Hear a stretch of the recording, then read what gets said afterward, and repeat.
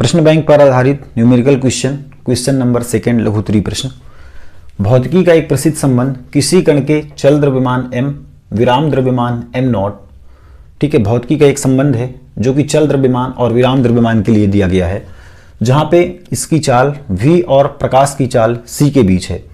Means m और m not का जो रिलेशन है ना, वह है m equal m not divide by root over 1 minus V square.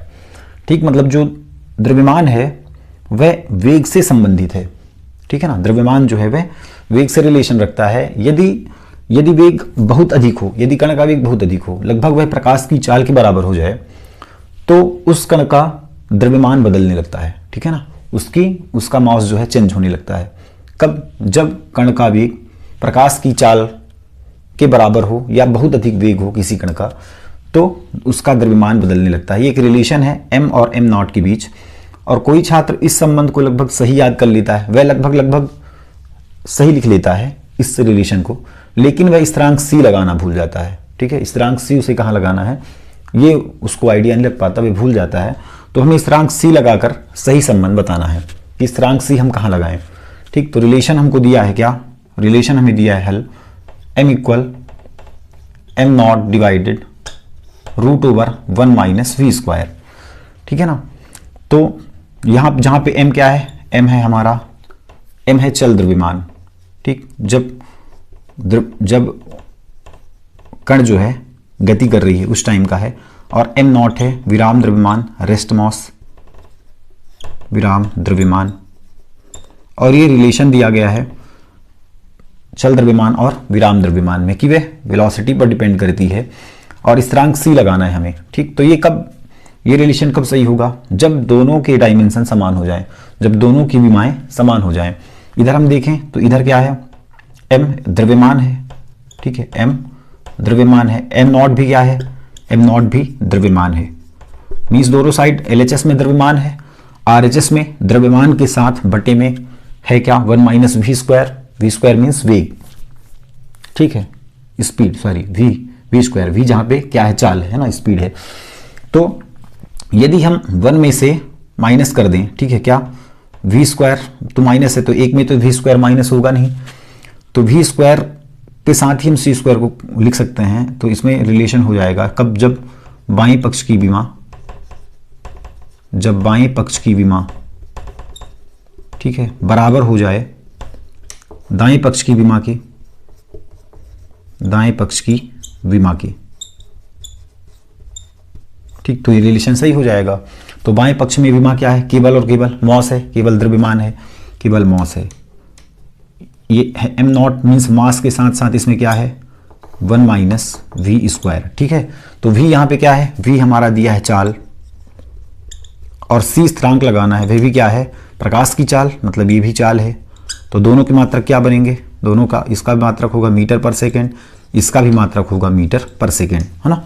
तो यदि मीटर पर सेकेंड में से मीटर पर सेकेंड को हम डिवाइड कर दें, जैसे कि दिया है root over 1 minus V square, ठीक है, तो यदि हम लिखें 1 माइनस वी स्क्वायर, इसमें यदि सी स्क्वायर का भाग करा दें तो इसका मात्रक क्या बनेगा, मीटर स्क्वायर पर सेकेंड स्क्वायर, इसका भी बनेगा मीटर स्क्वायर पर सेकेंड स्क्वायर, इससे कैंसिल हो जाएगा, तो फिर 1 में से माइनस हो सकती है ये वैल्यू, है ना। मीन्स हमें सी स्क्वायर कहाँ लगाना है, वी स्क्वायर के नीचे। तो इस रिलेशन को हमें ऐसे लिख देना है m not divide by root over 1 minus V square by C square. ठीक, ये एक सही संबंध है m और m नॉट के रिलेशन का, है ना। केवल इतना लिखना है, जब बाएं पक्ष की विमा दाएं पक्ष की विमा के बराबर हो जाए, तो ये कब होगा, जब वी स्क्वायर में सी स्क्वायर का भाग करा दें, तो m इक्वल निकल जाएगा m not divided root over 1 minus V square divide by C square. ठीक है, केवल इतना ही अपन को करना है। अब क्वेश्चन नंबर 3, मान लीजिए एक सरल लोलक का आवर्तकाल को हम सरल लोलक के आवर्तकाल को कैपिटल T से रिप्रेजेंट करते हैं। तो सरल लोलक का आवर्तकाल, इसकी प्रभावी लंबाई L, लोलक के द्रव्यमान m व गुरुत्वीय त्वरण g पर निर्भर करता है। ठीक है, सरल लोलक का आवर्तकाल है वह उसकी प्रभावी लंबाई पर, गोलक के द्रव्यमान पर और गुरुत्वीय त्वरण पर निर्भर करता है। तो विमेय विधि का उपयोग करके दोलन काल का सूत्र व्युत्पन्न कीजिए। ठीक है ना, तो ऐसे कोई भी रिलेशन दिए हों, जैसे हमें सूत्र व्युत्पन्न करना है, यहाँ पे सरल लोलक के आवर्तकाल का हम कोई सा भी सूत्र व्युत्पन्न कर सकते हैं विमेय विधि की सहायता से। हमें यदि उसका रिलेशन सही पता नहीं है, तो हम उसका सही से रिलेशन निकाल सकते हैं कि सरल लोलक का आवर्तकाल t गुरुत्वीय त्वरण पर, उसकी प्रभावी लंबाई पर और द्रव्यमान पर किस प्रकार निर्भर करती है। इसके लिए हम मान लेते हैं, माना सरल लोलक का आवर्तकाल t है, है ना। अब t किस पर डिपेंड कर रहा है, प्रभावी लंबाई l पर, और किस पर, द्रव्यमान पर m पर, और गुरुत्वीय त्वरण g पर। ठीक है, इस प्रकार निर्भर कर रहा है l, m व g पर। ठीक, तो इसके लिए यदि हमें रिलेशन पता नहीं है कि वह l पर कैसे निर्भर कर रहा है, l के व्युत्क्रमानुपाती है या समानुपाती है, ये हमें पता नहीं। इसके लिए हम तीनों को क्या कर लेते हैं, तीनों को डायरेक्टली प्रोपोर्शनल लिख लेते हैं, सीधे अनुक्रमानुपाती लिख लेते हैं, और प्रत्येक पद में घात चढ़ा देते हैं। इसकी घात हमने माना a, इसकी b, इसकी घात c। ठीक है, ऐसे हम प्रत्येक पद का घात बना लेते हैं। अब क्या करेंगे, अब समानुपाती चिन्ह हटाएंगे। ठीक है ना, तो बात समझ आई। कोई आवर्तकाल है t सरल लोलक का, और रिलेशन हमें कैसे बताना है, जिस पर डिपेंड कर रहा है उसको अनुक्रमानुपाती चिन्ह के साथ लिख दो और उसकी घात चढ़ा दो। ठीक, a b c जितने पद हैं, 3 पद हैं, हमने a b c नाम दे दिए उनकी घातों को। ठीक है, अब अनुक्रमानुपाती चिन्ह हटाएंगे तो हमें पता है एक नियतांक आएगा। नियतांक आ गया कि l की विमा a, m की विमा b, g की विमा c। इसको हमने दिया इक्वेशन नंबर 1।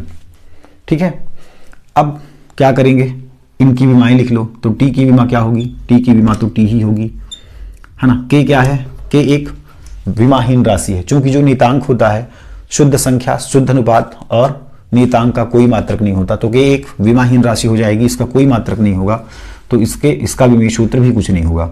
यहाँ पे l का क्या हो जाएगा, लंबाई का l का l की पावर a, l की विमा a, m मीन्स द्रव्यमान कैपिटल M, b, g क्या हो जाएगा, गुरुत्वीय त्वरण बराबर वेग में परिवर्तन बटे समय, मीन्स वेग बटे समय, मीन्स मीटर पर सेकेंड स्क्वायर। तो मीटर का l पर सेकेंड स्क्वायर, सेकेंड का t की पावर -2 की पावर c, है ना। अब इसको क्या करो, mlt को एक साथ रख लो, तो इधर mlt तो कुछ है नहीं, सॉरी ml तो है नहीं, तो m की विमा 0, l की विमा 0, t है तो t की विमा कुछ नहीं तो 1 है। ठीक, t प्रेजेंट है यहाँ पे। अब इसको भी ml के फॉर्म पे लिख लो, तो m की पावर यहाँ पे हो जाएगा b। ठीक, फिर l लिख लो, तो l की पावर a, और ये l की पावर क्या है, यहाँ पे l की पावर c, तो ये सब मल्टीपल में है ना। तो क्या हो जाएगा, इसके घात आपस में जुड़ जाएंगे, तो l की पावर a प्लस c। ठीक है, अब t लिख लो, ml के बाद t की विमा क्या हो जाएगी, -2c, t की विमा -2c। ठीक है ना, बात समझ आई। m की विमा b की विमा l की विमा a और c भी तो गुणनफल में है, तो घातांक इसके जुड़ जाएंगे, घात जुड़ जाएंगे, a प्लस c हो जाएगा, t की पावर -2c। अब दोनों पद में क्या करेंगे, समान, जिनके आधार समान है उनके घातों की तुलना करेंगे। तो आधार यहाँ पे m, यहाँ पे m, तो इसके घात आपस में बराबर हो जाएंगे, तो यहाँ पे b इक्वल हो जाएगा 0। ठीक है, यहाँ पे l की विमा a प्लस c, l की घात a प्लस c, इधर l का घात 0, इधर t की घात -2c, इधर t की घात 1, है ना। अब यहाँ पे c का मान निकाल लो, c इक्वल कितना निकल जाएगा, यहाँ से 1/-2, -2 इधर आ जाएगा, गुणे में है, इधर से गया भाग में। c की वैल्यू को यहाँ पे पुट कर दो, c की वैल्यू यहाँ पे रख दो, तो a प्लस c का मान है -1/2 इक्वल 0, तो प्लस -1/2 इक्वल 0, तो a की वैल्यू 1/2 प्लस में, है ना। अब हमें और क्या दिया है, b इक्वल तो 0 है, b इक्वल है 0, तो सभी घातों को रख दो, c का मान रख दो, c का मान, a का मान और b का मान। ठीक है, a b c के मान को समीकरण कहाँ रख दो, 1 में। तो समीकरण 1 में a b व c के मान रखने पर, तो अब हमें सूत्र निकल जाएगा कि आवर्तकाल, सरल लोलक का आवर्तकाल, प्रभावी लंबाई, उसके द्रव्यमान, गुरुत्वीय त्वरण पर किस प्रकार निर्भर करती है। नहीं पर समीकरण 1 लिख लो, t इक्वल k, अब a का मान रख दो, a का मान l की घात में जाएगा, a का मान कितना 1/2, m की पावर b का मान 0, और g की पावर c का मान -1/2। ठीक, अब हमें पता है कि किसी भी चर संख्या या अचर संख्या की घात 0 का मतलब होता है 1, तो इसकी वैल्यू हो जाएगी 1 और इसकी वैल्यू हो गई 1 जी की पावर -1/2 के इंटू एल की पावर 1/2। अब ये गुणे में है, ठीक है, इसके साथ जी की पावर -1/2 क्या लिख सकते हैं 1/जी की पावर 1/2 इक्वल हो जाएगा के इंटू एल की पावर 1/2 डिवाइड बाई जी की पावर 1/2। अब इसको क्या कर सकते हैं, इसको दोनों का पावर लिख सकते हैं L/G की होल पावर 1/2 मीन्स के into L/G under root T equal, है ना, यही है सरल लोलक के आवर्तकाल का उसके प्रभावी लंबाई व गुरुत्वीय त्वरण से संबंध। अब है क्वेश्चन नंबर 5, धातु की किसी आयताकार शीट की लंबाई, चौड़ाई व मोटाई क्रमशः दी गई है, उचित सार्थक अंकों तक शीट का आयतन ज्ञात कीजिए। हमें शीट का आयतन ज्ञात करना है उचित सार्थक अंकों तक, ठीक। तो हल लिखेंगे, हमें क्या क्या दिया है, आयताकार शीट की लंबाई मीन्स लेंथ दी गई है कितनी 4.234 मीटर और चौड़ाई मीन्स ब्रीथ है अपने पास 1.005 मीटर और मोटाई दी गई है मीन्स थिकनेस दी गई है टी इक्वल 2.01 सेंटीमीटर, ठीक है। तो यहाँ पे लंबाई चौड़ाई हमें मीटर में दी गई है और मोटाई जो है वह सेंटीमीटर में दी गई है, तो इसको पहले हम मीटर में बदलेंगे, है ना। तो हमें पता है कि 100 सेंटीमीटर में 1 मीटर होता है, इसलिए 1 सेंटीमीटर में कितना हो जाएगा 1/100 मीटर। तो कितना सेंटीमीटर चाहिए 2.01 सेंटीमीटर इक्वल हो जाएगा कितना 2.01 डिवाइडेड 100 मीटर। अब इसका 100 से भाग कराएंगे तो ये दशमलव कहाँ चला जाएगा, 2 अंक पीछे मतलब 1 0 हम लगा लेंगे 0.2 यहाँ चला जाएगा डेसिमल और ये 0.1 इसको 0 लगा सकते हैं मीटर, है ना।